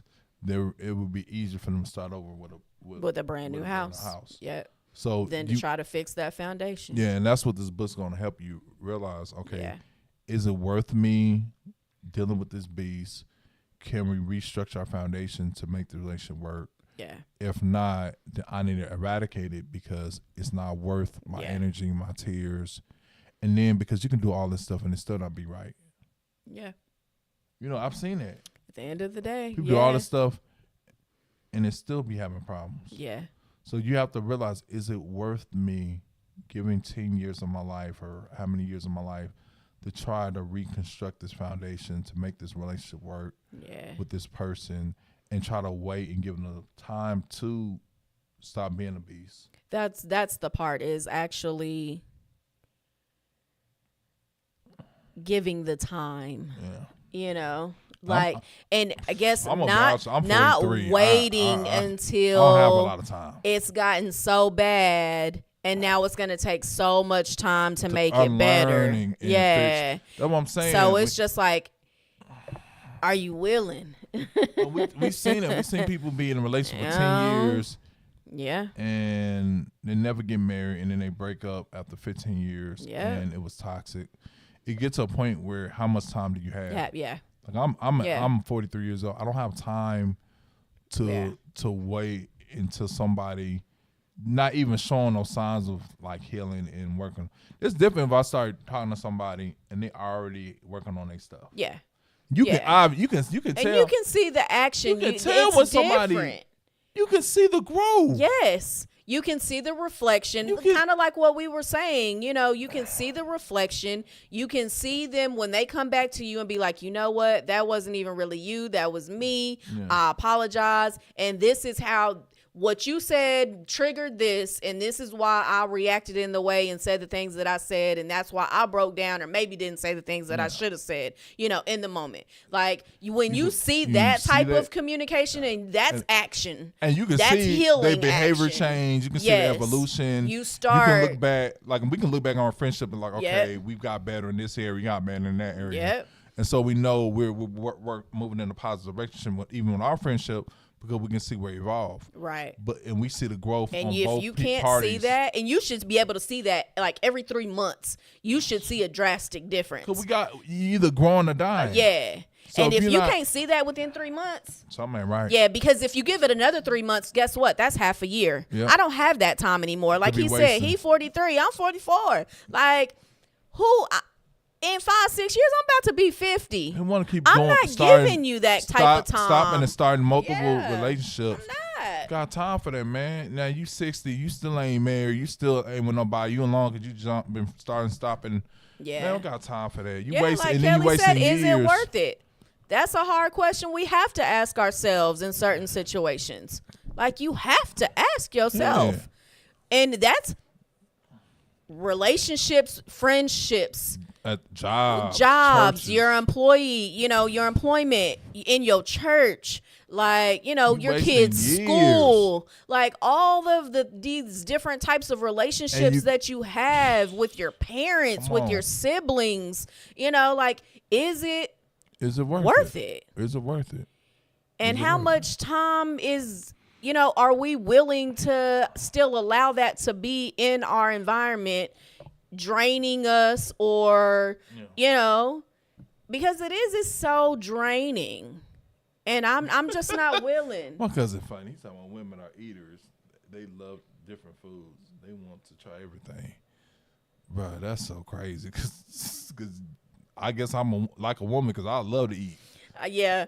Well, that's another thing that we kind of like always had in common is we're foodies. Yeah. So we're always down to try something different, something new, something cultural, out the box. Like, we want to at least try it once. Just to say at least we tried it and no, we don't like it. Though. I ain't gonna do that. No. Not as long as we don't know. I ain't gonna do no. I ain't eat no meow. I ain't eat no arf arf. I ain't eat none of that. Yeah. I ain't eating Fido. That's definitely Toto, whatever the dog they were. I ain't eating none of that. Yeah. But but yeah, we definitely recommend y'all getting the book. It's gonna my hope is that the book will build you up so you can prevent, and listen, it's not a foolproof thing, but you should be able to prevent the likelihood from being cheated on. There are some times where you get with people that are just cheaters. They move the way they move from the beginning. You can tell they're gonna cheat on you. Habitual cheaters, because you can see it coming sometimes. Yeah. They always flirt with all the women. And pay attention to your red flags. Pay attention to your intuition. Pay attention to, the little things. Like, don't be so goo-goo-eyed that you can't see the things. When you feel discomfort, you feel a little some type of way, hone in on that and really ask the questions. Evaluate. Yes. And go through these questions in the book. Ask the hard questions to yourself first, even before you pose it to your spouse, or whomever, your partner that you're with at the time. Ask yourself, stand in the mirror. Yep. Be like, girl, for real. Yeah. Or act like you're talking to your best friend, because if your best friend was asking you that question, would you give her that same advice that you're giving yourself? Yeah. No, totally. Like, because 9 times out of 10, whatever you telling her, it's probably what you need to be telling yourself. No, facts. And we'll tell ourselves something totally different. Give our best friends like the best advice. Give our best friends the best advice, and we do a totally opposite. We just doing stupid stuff. It's like, bruh, you setting yourself up to be hurt. Yeah, girl, you say you deserve better, and I think that's why we have to work on our self-love. So you can know. Kelly says she a foodie too. Yeah. You gotta work on your self-love because sometimes you taking stuff because you feel like you're not worthy. Yeah, for sure. You know what I'm saying? That's why this Eradicating the Beast book help encourage you to build your self-esteem, build yourself. Yep. So you don't stay in conditions that can lead to cheating and abuse. Yep. Like, bro, we don't got time for that. Stop making those toxic choices. Come on, because most of the time, I'm not saying somebody can't abuse you right when you start dating, but who would do that? Most people front. Yeah. Oh, abuse is gonna abuse you the first day y'all start dating. No. No, man. They're gonna, but you can see little signs. But you can see the control, yelling at you, storming out the room, throwing stuff. Can't communicate. Yeah. Talking to you like you crazy. And giving you that time limit, Or just blowing up for no reason. Yeah. Yeah. Or just blowing. The time limit, you got to be home by this time because you was at work. You got off at this time. Now you need to tell me when you go to the store and stuff like that. Yeah. And you ignore it, and then they knocking your face in, and that's what I'm saying. We teaching you how to build yourself up so you don't even put up with the stuff that lead up to that. No, yeah. You already be out. The small fox, you already be out. You already be good. No, you see a pattern? You see a pattern? Oh, no. Yeah. We not even about to go there. I'm good. You keep calling me little car, little house, little money. I'm going to take my little stuff and leave. Yep. Let me keep my little car, my little house, my little money. We good. Yeah. So that's what I'm saying. No one want to just eradicate the beast. Mm-hmm. That's what's going to save me. Now, how can they do it? Where they can go to find out how to eradicate the beast? Well, you can find Eradicating the Beast. It's our ebook workbook. It is on www.thebestshoclinic2025.com. Okay. Yep. And you can get the keys to how to eradicate the beast to be free. And we sold our second book, y'all. We on 2. Hey, we on 2. We sold our second book 3 days ago. Yeah. So, yes. Someone in Australia. I wrote his name down. Charlie Mateo, whomever you are out there. He might want to. Thank you very much. Oh, he might have been wanted to keep a hush hush. He might have. Okay, CM. Y'all strike that. Y'all didn't hear that. He might want. He might have a beast he need to eradicate. Well, obviously. But think about it. If somebody bought a book and they're and they wife here and they be like, dang, am I the beast that need to be eradicated? And then when they find out okay, we're not even going to go there. See, don't you already giving the wrong? We're not even going to go there. We just thank you. We thank you. Hey, oh no, have you ever had, so before we go, we're going to pray and God, I'm just being funny though. Before, have you ever had when you're in a relationship and then your spouse buy a book and be like, here you go. You need to read this. No, not in that type of way. But hey, buy this book, Eradicated Beast. No, I used to be in a relationship where we used to read books. I used to read out loud. They used to read out loud to each other. I love that. But my mom would do that. I'm sorry, I was putting people out. We just put everybody out today. But they feel like you did grow in a certain area. Miss Jerry. And then you just say, hey, you terrible. I'm cutting this all out. It's live. Shoot.